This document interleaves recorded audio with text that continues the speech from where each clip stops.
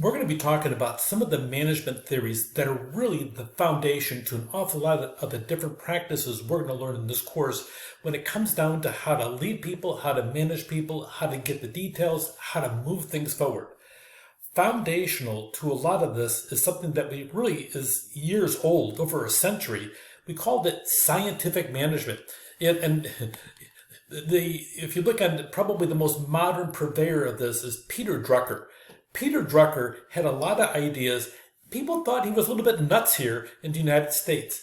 Back in the 70s and the 80s, we had major quality control problems in automobiles, and so he went to the big three automotive, General Motors, Ford, and Chrysler at the time, and he told them, "Get rid of all your quality control people!" And they all thought he was nuts, except for the fact that if you go back historically in the 60s and 70s, we were cranking out junk at our different assembly plants.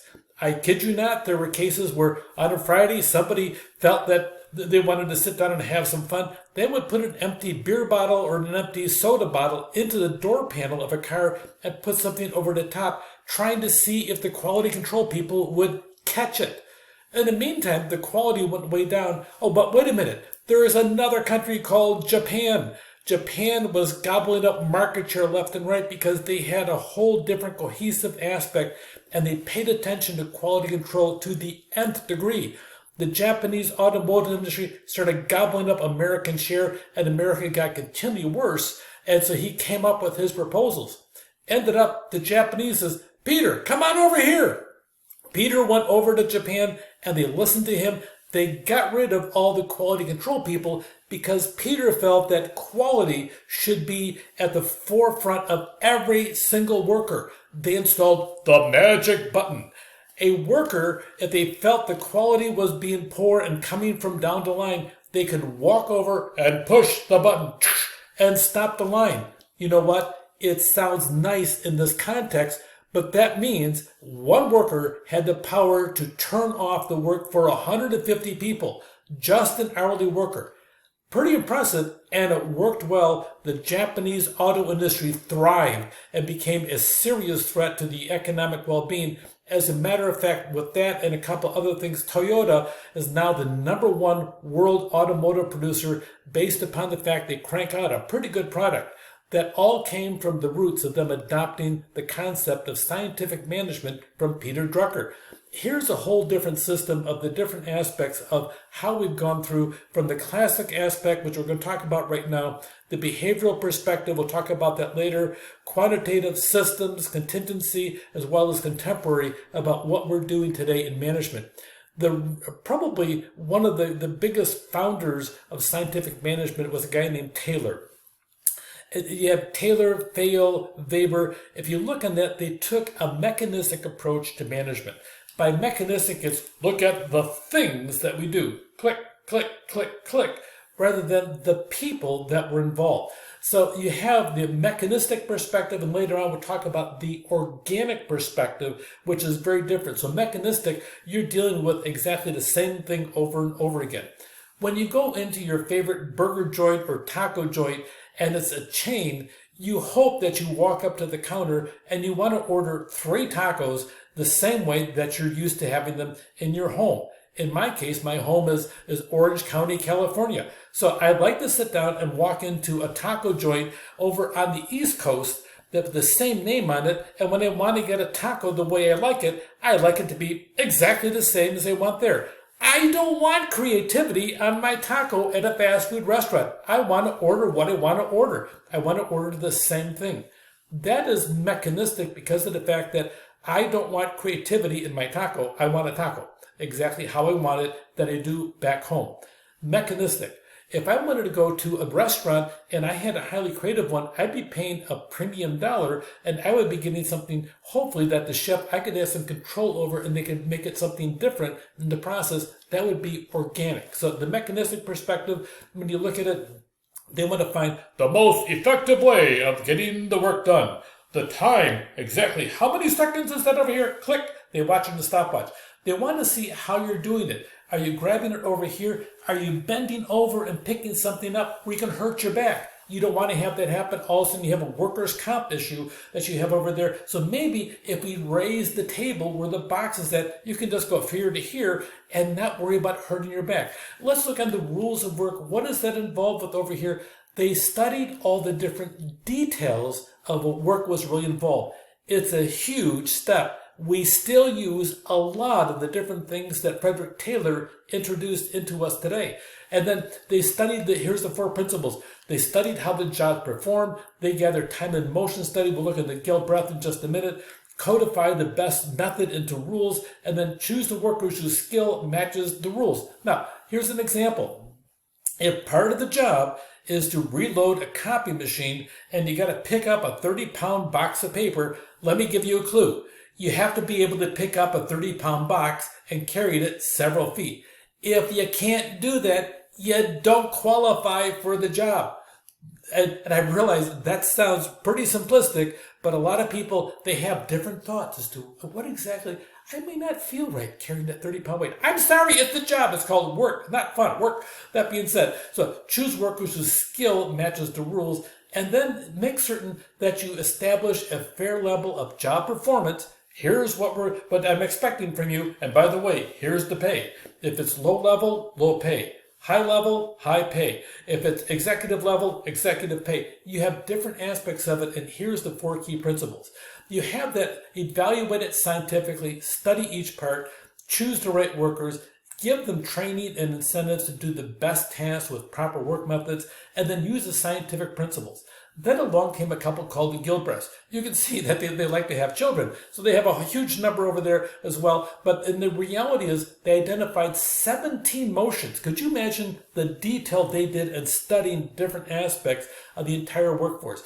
Frankly, their work was genius, and it took root and really gave a lot of credibility to everything Frederick Taylor had to do and say about it, because they reinforced that link between studying the movements of the workers through a thing called the time and motion studies. Click, click, click, and that stopwatch would go, go, go, nonstop. They really had the principle of motion economy. Sometimes you sit down and go into a factory, and just because over the evolution of creating something, you might have something on this side of the factory floor, and once it's created, it has to come all the way over to this side of the floor. One time, I took a job over the summer when I was a principal once upon a time, so I took a summer job working in a factory. We had an assembly line, and we did have a case like that where just because it evolved that way, there was one over here, and the finished product had to be brought across the entire floor over to here. I suggested to the night manager, maybe we can bring that line over here. Well, that costs money. Well, how much money would it cost? Well, I'll go check into that. 2 weeks later, they moved the line, and all of a sudden, the entire workflow changed because of the principle of motion economy. The finished product then was over here. We saved having to have a forklift driver carry the thing over from this side of the building to this side over here, and all of a sudden, we just put a little curve, and all of a sudden, it just rolled right through. We saved a lot of time by paying attention to the simplistic aspect of motion economy. Theo then took the concept that he was already being handed down, and he wasn't the first one to analyze the behavior, but he identified the 4 basic functions in management. This is a big deal. When I say it's a big deal, pay attention, because of the fact it's going to be a big deal on any test we have in this class. So this is the big deal. Planning, organizing, controlling, leading. Every management position does these 4 functions. You got to plan what you're going to do, then you have to organize how you do it, and then by the time you're all done, you have to lead your team, or sometimes lead yourself, and then you got to go back and double check to make certain that your planning is actually being executed the way you planned, or maybe you need to modify the plan, and then you continually have the loop between all 4 of the major 4 functions. Really, Weber, he talked about a bureaucracy, he wanted rational, and he wanted to have 5 bureaucratic features. 5. And when I say bureaucratic, these are bureaucratic. When we say, that's the bureaucracy. Well, yeah, it actually is. Okay, have a well-defined hierarchy of authority. Know who your boss is. Sometimes it's harder than you think. Have rules about how you want things done. We call them sometimes a job description. Okay, have a division of labor. This person does this over here. When we're sitting down making fabrics over here and turning them into clothing, okay, this person over here unrolls the fabric. This person over here cuts the fabric. This person here then attaches that fabric to this other piece of fabric. This person sews the sleeves on. This person does, and so on. Everybody has a division of labor, and eventually people become highly specialized in it, and then sometimes for motivation you shift things around, but that's a later chapter. And then, without reference or connection, this should all be done pretty much without concerning yourself of who the person is occupying the job. That's that mechanistic part. And then careers are based upon merit. The best workers gets promoted. Well, that's kind of the way it is, but politics gets in there a little bit. Then Spalding came in, and Spalding really underscored a lot of this with research about the need for authority, identifying who's in charge, having a clear division of labor, also adequate capital. Now, by the way, let me park just for a second. If you work in a multi-division district, for example, one of my career pathways, I worked in a college. We had 5 different colleges. Ended up that one of the biggest problems we had was the competition for resources between the 5 different colleges. Once a year, we had to sit down, and the 4 business managers from each college, we'd get together, we'd bring our clubs, we'd bring our knives, we had guns, we would shoot each other, we'd stab each other. No, not quite that bad, but by the time it was done, a lot of verbal haranguing and everything else took place in those rooms when we argued about different things, and eventually I caught one of them cheating in the process. But that being said, the reality of it came down to capital is a huge thing for competition, and you'll see that if you work in a multi-district, multi-division type of corporation. Proper budgeting, cooperation, and teamwork. You looked at the different aspects of it, and it became huge from this classical perspective. We still use it. You've all seen this guy over here. Different versions of him and everything else, but they wore a brown outfit. We call him UPS. A couple things. UPS, once upon a time, I was in a job as a trainee and in one of my early career aspects of it, and I always talk to the people because that's my nature. So UPS driver comes in and he says, David can't talk today. So right behind him is the person with the stopwatch. Okay, he has to step off the UPS truck with his right foot first. He has 3 seconds to get out there. He has to walk at a pace that's timed, nonstop. And then he has to deliver it. He has a certain number of boxes he's expected to deliver on a daily basis and get back in his truck. When he gets back in his truck, he puts his keys in, or her keys, into the ignition.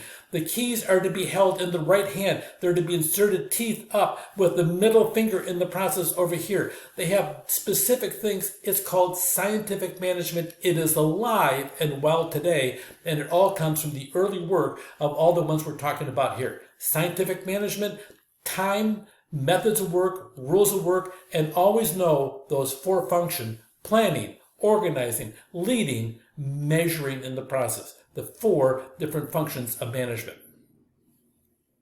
Take care.